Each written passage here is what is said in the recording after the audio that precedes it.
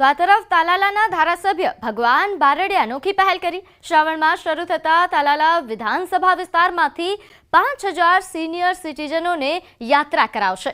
સોમનાથથી દ્વારકાની યાત્રા કરાવશે ધારાસભ્ય ભગવાન બારડ। આવતીકાલે 25 તારીખે પ્રથમ ટ્રીપ દ્વારકા જવા રવાના થશે। અત્યાર સુધીમાં કુલ 5000 સિનિયર સિટીઝન્સ લોકોએ રજીસ્ટ્રેશન કરાવ્યું, જેમાંથી આવતીકાલે 2500 સિનિયર સિટીઝનોનું એક ગ્રુપ 300 થી 500 કાર્યકરો સાથે તાલાલાથી દ્વારકા જવા રવાના થશે, જ્યારે આગામી ટ્રીપ એ 28 તારીખે સૂત્રાપાડાથી રવાના થશે, જે લોકોને તમામ ખર્ચ એ તાલાલાના ધારાસભ્ય ભગવાન બારડ ઉઠાવશે। આ રીતે 5000 સિનિયર સિટીઝન લોકો છે और એની સાથે કામ કરનાર અને એમની દેખભાળ રાખનાર, એમનું ધ્યાન રાખવા માટે, ટ્રાફિકની વ્યવસ્થાઓનું ધ્યાન રાખવા માટે, રસોડાનું ધ્યાન રાખવા માટે, ચા પાણીનું ધ્યાન રાખવા માટે દરેક વસ્તુનું ડિવાઈડ કરી નાખ્યું છે તમામ। એમને દાંતણ માટે પણ એક ટીમ તૈયાર કરી છે કે સવારમાં દાંતણ જોતું હોય તો પણ એમની વ્યવસ્થા એ ટીમ કરી આપશે। એ રીતનું આખું પ્લાનિંગ ઘણા દિવસોથી બેસીને કર્યું છે। એટલે કમસે કમ આ 4 દિવસની અંદર 6000 લોકોનું આ તીર્થયાત્રાની અંદર એમનું રજીસ્ટ્રેશન થયેલું છે। આગામી રક્ષાબંધનના તહેવારને લઈને સાળંગપુરમાં મારા દાદાને મારી રાખડી અંતર્ગત અભિયાન શરૂ થયું, જેમાં સાળંગપુર હનુમાનજી મંદિરમાં ભક્તોની દાદા રક્ષા કરે તેવા ભાવ સાથે રાખડી અને પ્રાર્થના પત્ર એ ભક્તો દ્વારા મોકલવામાં આવે। તે પત્ર તેમજ રાખડી રક્ષાબંધન પર્વ નિમિત્તે દાદાના ચરણોમાં ધરાવવામાં આવશે।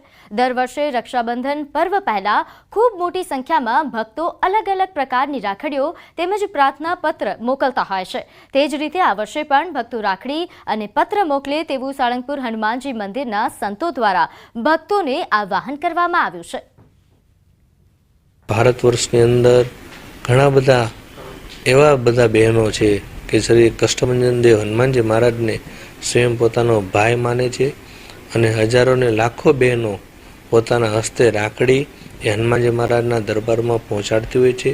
એ દરેકનો ભાવ અંગીકાર કરીને અમે પોતે હનુમાનજી મહારાજના દિવ્ય શણગાર આ રાખડીમાંથી તૈયાર કરીએ છીએ અને તમામ રાખડી હનુમાનજી મહારાજના શરણે સમર્પિત કરીએ છીએ। તો ગુજરાત એસટી નિગમ પણ આ વર્ષે રક્ષાબંધન અને જન્માષ્ટમી તહેવારો માટે 6500 ટ્રીપનું એક્સ્ટ્રા સંચાલન કરશે। રક્ષાબંધનના તહેવારમાં રાજ્યમાં ગ્રામ્ય કક્ષા, જિલ્લાથી જિલ્લા તેમજ તાલુકા કક્ષા તેમજ અમદાવાદ, રાજકોટ, સુરત, મહેસાણા, વડોદરા જેવા શહેરી વિસ્તારોમાં જરૂરિયાત મુજબ એક્સ્ટ્રા સંચાલન કરવાનું આયોજન છે, જ્યારે જન્માષ્ટમીના તહેવારો દરમિયાન ડાકોર, દ્વારકા, શામળાજી તેમજ મહત્વના સ્થળોએ જરૂરિયાત મુજબ એક્સ્ટ્રા બસોનું સંચાલન કરવાનું આયોજન કરેલ છે। પ્રવાસીઓ એડવાન્સ બુકિંગ પણ કરાવી શકશે। આ વર્ષે વધારો કરી 6500 ટ્રીપો જેટલી એક્સ્ટ્રા ટ્રીપો ચલાવવાનું આયોજન કરેલ છે, જેમાં મુખ્યત્વે રક્ષાબંધનના તહેવારોમાં રાજ્યમાં ગ્રામ્ય કક્ષાએથી જિલ્લામાં, તાલુકા કક્ષાએ તેમજ અમદાવાદ, રાજકોટ, સુરત, મહેસાણા, વડોદરા જેવા શહેરી વિસ્તારોમાં જરૂરિયાત મુજબ એક્સ્ટ્રા સંચાલનનું આયોજન કરવામાં આવશે। અને જન્માષ્ટમીના તહેવારો દરમિયાન શામળાજી, દ્વારકા, ડાકોર તેમજ અન્ય ધાર્મિક સ્થળો જ્યાં પ્રવાસીઓનો ધસારો રહેશે એ બાજુ એક્સ્ટ્રા સંચાલન કરવામાં આવશે। પશુપાલકોના વિરોધનો મામલો ઇફકો ચેરમેન દિલીપ સંઘાણીનું નિવેદન સામે આવ્યું છે। પશુપાલકોની માંગ વ્યાજબી છે। પશુપાલકોને પોષણક્ષમ ભાવ મળવા જોઈએ, પરંતુ દૂધ રસ્તા પર ઢોળી નાખવું એ વ્યાજબી નથી। પશુપાલકોને જ દૂધની સાચી કિંમત ખબર પડે। પશુપાલકોની માંગ વ્યાજબી છે, પણ દૂધ ઢોળી નાખવું એનો રસ્તો નથી।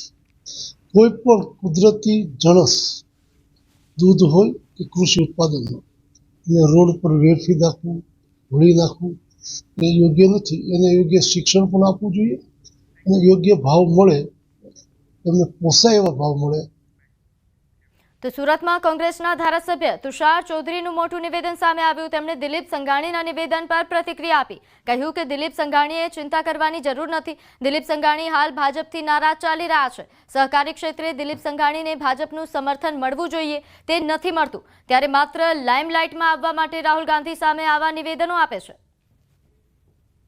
દિલીપભાઈએ ચિંતા કરવાની જરૂર નથી કે આ ઘોડા છે કે ગધેડા છે કે ખચ્ચર છે. એ દિલીપ સંઘાણીનું પોતાનું મંતવ્ય હોઈ શકે, કારણ કે દિલીપ સંઘાણી હાલ ભાજપથી નારાજ ચાલી રહ્યા છે. એમને બી સહકારી ક્ષેત્રમાં ભાજપ દ્વારા જે એમને સમર્થન મળવું જોઈએ એ સમર્થન મળતું નથી. એટલે હવે તો લાઇમલાઇટમાં આવવા માટે આવા રાહુલ ગાંધી સામે નિવેદનો કરી રહ્યા છે. બાકી અત્યારે સક્રિય રાજનીતિમાં દિલીપભાઈ સંઘાણી ક્યાં છે? આગળ વાત કરીએ કચ્છની. ફરી એકવાર કચ્છમાં 900 કરોડના ડ્રગ્સના જથ્થાનો નાશ કરાયો. ગૃહ રાજ્યમંત્રી હર્ષ સંઘવીની હાજરીમાં ડ્રગ્સના જથ્થાનો નાશ કરાયો. ગાંધીધામ, માંડવી અને મોરબીમાંથી પકડાયેલા નશીલા જથ્થાનો નાશ કરવામાં આવ્યો. ગાંધીધામ, માંડવી અને મોરબીના 28 કેસમાંથી કોકેઇન, ચરસ અને સિરપનો જથ્થો ઝડપાયો હતો, જે નષ્ટ કરવામાં આવ્યો. 28 NDPS કેસમાં જપ્ત કરાયેલા 391 કિલો ડ્રગ્સ અને 8,986 લીટર સિરપનો જથ્થો વૈજ્ઞાનિક ઢબે નાશ કરવામાં આવ્યો. ભચાઉ તાલુકાના લાકડિયા વિસ્તારમાં આવેલી Saurashtra enviro project private limited company ખાતે નાર્કોટિક્સના જંગી જથ્થાનો વૈજ્ઞાનિક પદ્ધતિથી નાશ કરવામાં આવ્યો. આ દેશની સૌથી એમ કહેવાય કે લેટેસ્ટ ટેકનોલોજી કે જ્યાં હજારો ડિગ્રી પર આ ભઠ્ઠી ચાલતી હોય તેમાં ડ્રગ્સ ખાક કરવાનો અવસર આજે અમને સૌને મળ્યો છે.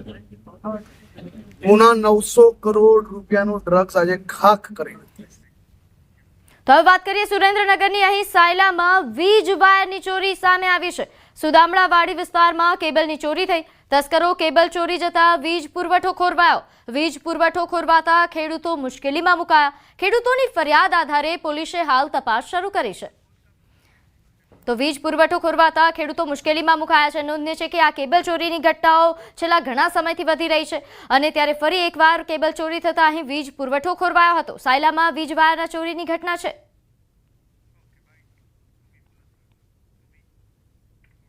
વાયર આશરે 5 ગાળાનો વાયર આજનો છે. કેટલા ખેડૂતને અસર હશે? ત્યાંથી 100 થી 200